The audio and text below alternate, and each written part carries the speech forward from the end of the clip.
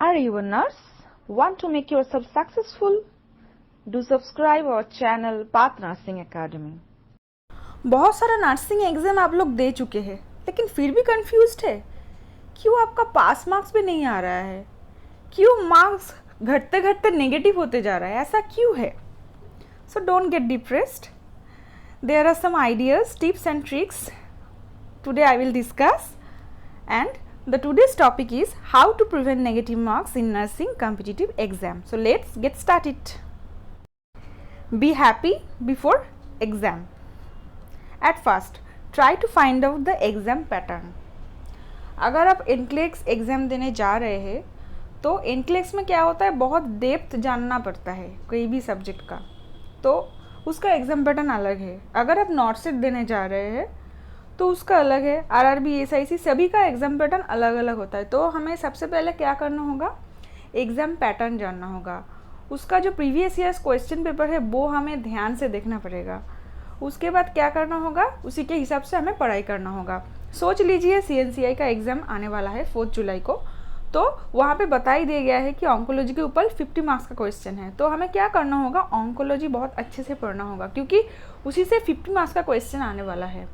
तो ये हो गया एग्ज़ाम पैटर्न, जो अच्छे से जानना, उसी के हिसाब से पढ़ाई करना बहुत ही ज़रूरी है. तो ये हो गया फर्स्ट स्टेप.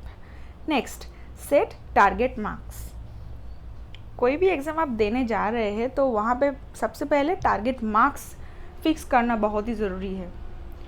अगर आप लोगों का कुछ गोल नहीं है तो आप लोग कुछ कर नहीं पाओगे. आप सोचोगे कि इतना कर देंगे तो सही है, इतना कर देंगे तो सही है, लेकिन ऐसा नहीं है. सबसे पहले आप लोगों को एक टारगेट मार्क्स फिक्स करना पड़ेगा. उसके लिए आपको सोचना पड़ेगा कि आप कौन से कैटेगरी से है. आप जनरल है तो आपको सोचना पड़ेगा कि लास्ट ईयर या उसके पहले ईयर में ऐसी क्वेश्चन सीरीज़ में, मतलब एग्ज़ाम में कितना मार्क्स आई थी.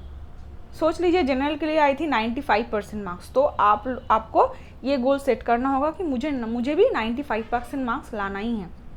अगर आप OBC है तो सोच लीजिए लास्ट ईयर आई थी 80%, तो आपका गोल होगा 80% या एबव. तो आपको एक गोल सेट करना ही पड़ेगा, उसी के हिसाब से आपको एग्ज़ाम देना है.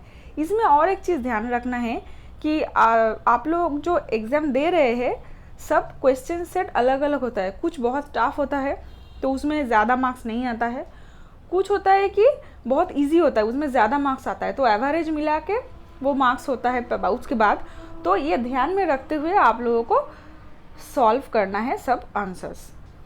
तो इसमें ये भी ध्यान रखना है कि आप लोगों का टारगेट क्या है, और ये भी ध्यान रखना है कि क्वेश्चन पेपर मतलब सेट कितना टफ है या कितना इजी है, उसी के हिसाब से आपको सॉल्व करना है. ऐसा नहीं है कि टफ पेपर आया है और आप लोग सोच रहे हैं कि आप लोगों का गोल है 95%, तो किसी भी तरह से आपको 95% करना ही है. तुक्का मार के भी करना है, ऐसा नहीं करना है.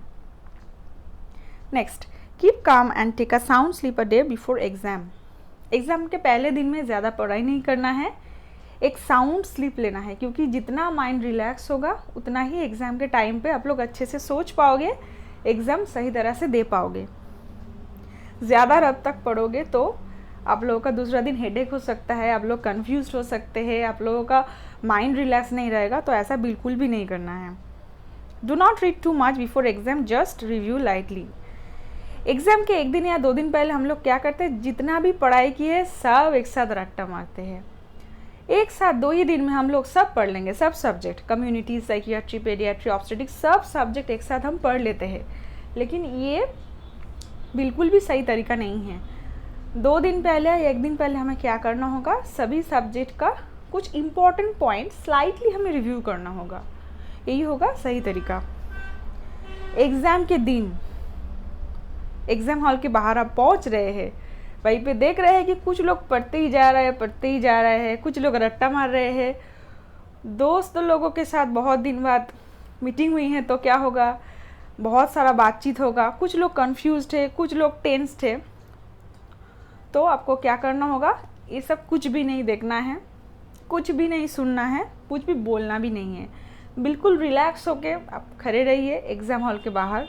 जब एग्ज़ाम शुरू होगा आप लोग हॉल में एंटर कीजिए, वहाँ पे भी साइलेंट रहिए, क्योंकि जो कुछ भी वो इन्विजिलेटर बोल रहे हैं, कैसे ये क्वेश्चन पेपर को आप लोगों को रोल नंबर लिखना है, क्वेश्चन सेट नंबर कहाँ पे लिखना है, कंप्यूटर है तो अच्छा है, आप लोगों का नाम आ जाएगा रोल नंबर या कुछ देने के बाद। लेकिन अगर OMR सीट है तो यहाँ पे कुछ दिक्कत हो सकता है, क्योंकि अगर एक भी डिजिट गलत हो गया तो आपका क्वेश्चन पेपर पूरा कैंसिल हो जाएगा। तो ये बहुत अच्छे से ध्यान में रखते हुए करना है, क्योंकि अगर आप लोग बहुत सारा क्वेश्चन सही करके चले आए लेकिन क्या हुआ, रोल नंबर और क्वेश्चन सेट वही गलत दे के आए, तो आप लोगों का वो क्वेश्चन पेपर जो है वो कैंसिल हो सकता है। तो प्लीज़ कॉशियसली ये सब कुछ देख के ही स्टार्ट कीजिए, silently and relax.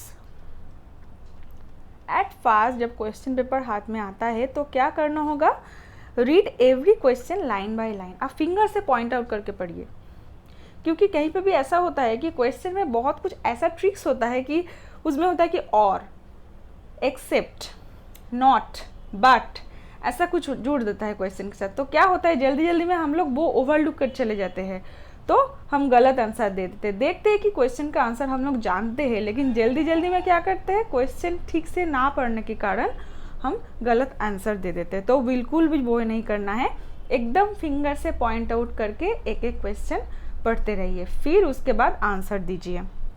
Fast answer those questions about which you are 100% sure. Question paper मिलने के बाद हमें सबसे पहले क्या करना होगा, टाइम तो फिक्स्ड है, तो इसके लिए हमें जो क्वेश्चन हम 100% श्योर है कि इसका आंसर हम जानते हैं, तो सबसे पहले वो टिक कर लेंगे, मार्क कर लेंगे, OMR है तो फिल कर लेंगे। Second, during first round circle the questions of calculation has little confusion and big question answer them in a second round. First round में तो जो हम जानते हैं वो कर लेंगे, उसी के टाइम पे जो क्वेश्चन आ रहा है वो तो हम पहले देख रहे हैं।